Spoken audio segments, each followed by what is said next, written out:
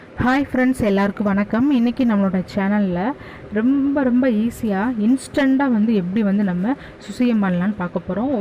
ஒரு 5 மினிட்ஸ்லேயே பார்த்தீங்க அப்படின்னா இந்த ரெசிபி ரெடி ஆயிரும். அதுக்கு ஃபஸ்ட்டு தேவையான பொருள் என்ன, பச்சைப்பயிரை நான் 1 டம்ளர் எடுத்து அதை வேக வச்சு தண்ணி இல்லாமல் வடிகட்டி வச்சுருக்கேன். அதை சேர்த்துக்கோங்க.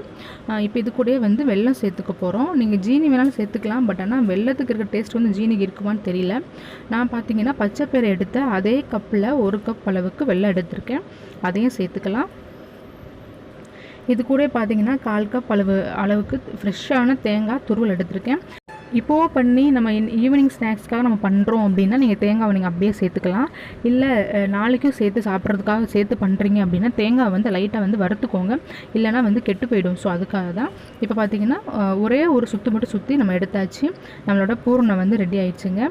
பச்சைப்பயிறு ரொம்ப ஹெல்த்தி. ஸோ அதுவும் நல்ல டேஸ்ட்டும் கொடுக்கும்.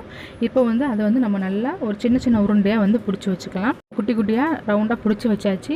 இப்போ கோட்டிங் பார்த்தீங்க அப்படின்னா ரொம்ப சிம்பிளாக எல்லார் வீட்லையும் இட்லி மாவு இருக்கும். இட்லி மாவு இன்றைக்கி அரைச்சது, அப்படி இல்லைனா நேற்றுக்கு அரைச்சது, அதாவது புளிக்காத மாவு எடுத்துக்கோங்க. புளிச்ச மாவு நல்லா இருக்காது.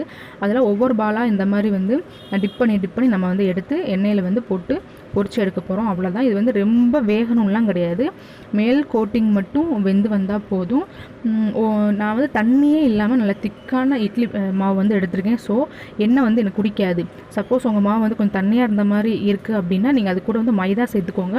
மைதா மாவு சேர்த்துட்டிங்க அப்படின்னா உங்களுக்கு எண்ணெய் குடிக்காது. ஸோ அதுக்காக தான். இப்போது எல்லா பாலையும் போட்டாச்சு. நல்லா ஒரு பக்கம் பொரிஞ்சதுக்கப்புறமா 2வது பக்கம் திருப்பி விடுங்க. கொஞ்சம் வேகிறதுக்கு முன்னாடியே நீங்கள் எடுத்துட்டிங்க அப்படின்னா உடஞ்சிரும். அப்புறம் உள்ள அந்த சுசியம் பார்த்திங்கன்னா அப்படியே கரைஞ்சி எண்ணெயில் கரைஞ்சிரும். ஸோ பார்த்து போட்டுக்கோங்க.